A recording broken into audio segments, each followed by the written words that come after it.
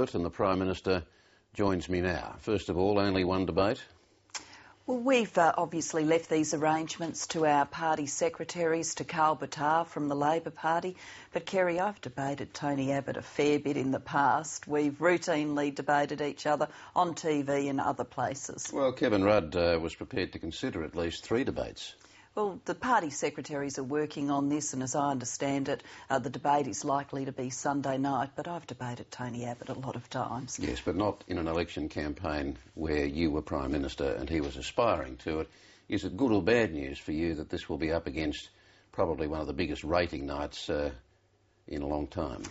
I can understand the fascination with cooking and eating, so I know many Australians will watch that show, but I think Australians too will pay some regard to the debate and to the election campaign and what's said in it. I know that political parties, modern political parties, feel naked without their slogans, but don't you think Australians deserve better in this campaign than party-generated slogans and cliches like moving forward and hard-working Australians and whatever else Labor pollsters come up with from the previous night's polling? Is that what political leadership really should be about? I've been using those words because they mean something to me, and I think they mean something to the nation. I've used the term moving forward because I believe it captures a spirit about Australia. I mean, we are a confident, optimistic, forward-looking people at our best.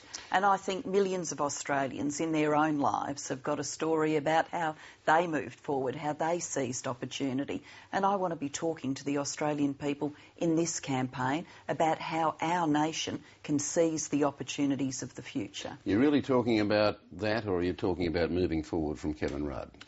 Well, I'm talking about that. I'm talking about that confident, optimistic outlook. I absolutely believe, Kerry, with every fibre of my being, that the best days of this nation are in front of it, not behind it. I think we're often invited to feel afraid of the future. I don't think we should feel afraid. I don't think there's any challenge too tough or too big that we can't overcome it if we work together. That's why I'm talking about moving forward, and I'm talking about policies that will make a difference for our future. But is it really necessary to be so full of repetition? Paul Keating's speechwriter, Don Watson, says the way you're already endlessly repeating slogans is treating voters like imbeciles, trying to train them like dogs. It happened under Howard, it happened under Rudd. Don't you want to be a leader that tries to break the mould, that isn't just seen, like every other leader in the relatively recent past, as trying to manipulate voters with spin? Kerry, I am who I am, and I'm going to talk about the things that I believe I bring to this job. And I believe I bring to this job a sense of confidence and optimism about this nation's future, and I'm not going to be dissuaded from talking about that. I also think it's not about being dissuaded from talking about real things, but you know exactly what I'm talking about. I'm talking about the cynicism, the disillusionment, the frustration that you must confront often in the electorate, in your own personal electorate, in the wider electorate. I hear it all the time. So do many others. You know exactly what I'm talking about. People are fed up with what they perceive as spin and superficial attempts at manipulation.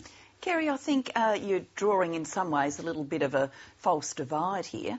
I believe I can be talking about the opportunities of this nation's future and talking about real things. I mean, talking about sustainability for this country is a real thing. Talking about giving every child a chance at a great quality education is a real thing. And having come from the position as Education Minister, it's a very concrete thing about national curriculum and better teaching and My School and transparency and trades training centres, getting the opportunity to get an apprenticeship. They're real things. When you talk about better teachers, can you nominate any clear existing example of where you can say that your policies have led to better teaching? Can you point to teacher trainees now coming out 3 years into your government, teacher trainees coming out having been given better training? Can you point to where there is a better quality of teaching in any Australian school as a result of your time as Prime Minister? Can you point to smaller classes? Kerry, I certainly can. I can point you to our new program, Teach for Australia, which already has some of our best and brightest graduates teaching in disadvantaged schools, people who got first-class degrees, going through an accelerated program, teaching in disadvantaged classrooms today. They are already out there teaching. Absolutely, absolutely. Feel free to come and sit in a class with me, Kerry. They're out there teaching.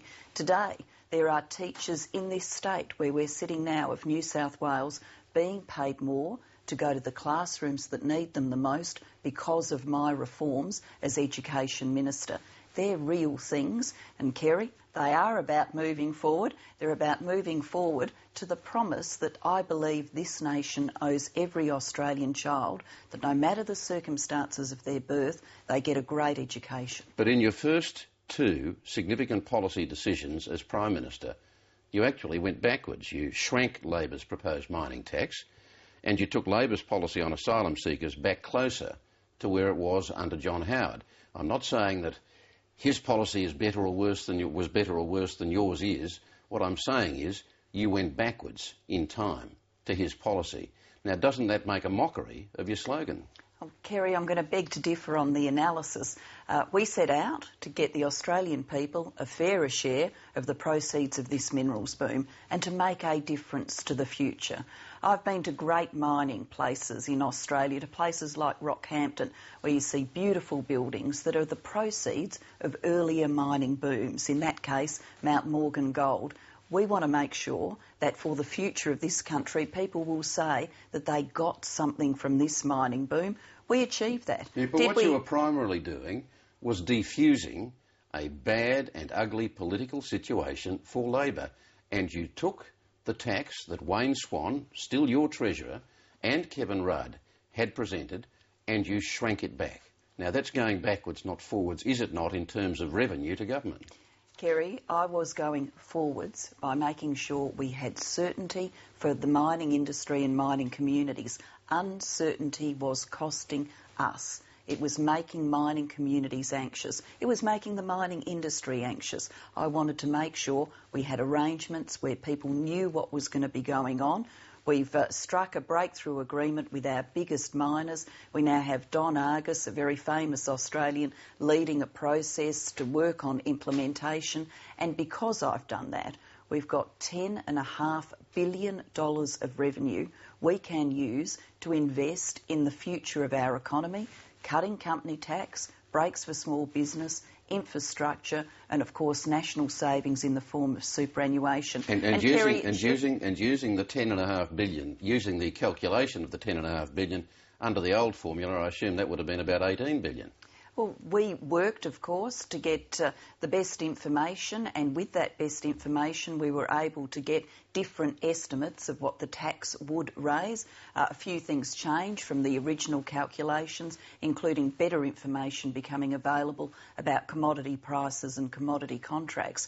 But that being the case, that means that your formula will deliver $8 billion less, or $7.5 billion less in revenue than it would have under the old formula. Well, Kerry, I've described myself as an optimist, and describing myself as an optimist, I'm going to say to you, there's $10.5 billion of extra tax our biggest miners have agreed to pay.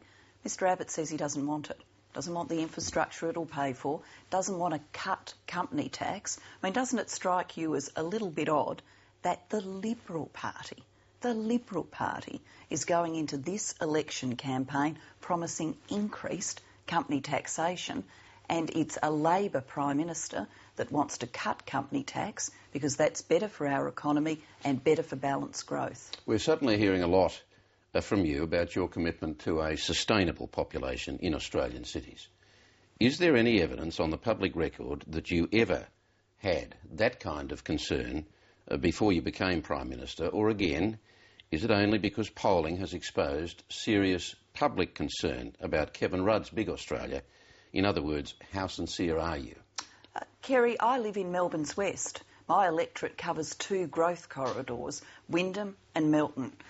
They grow every year. They grow spectacularly. If you don't get yourself a new street directory every year, you've got no idea where you're going next. That's how quickly those suburbs grow. So as a local member of Parliament, I've seen the benefits and the burdens of growth. the congestion, the pressure on services. And I understand that we can't, for the future of this country, just keep pouring more people into places like Melbourne's West or places like Sydney's West. I think we can do better. Planning a whole population strategy. I mean, this nation's never had one. A whole population strategy. We can do better and protect our quality of life in doing so. But when previously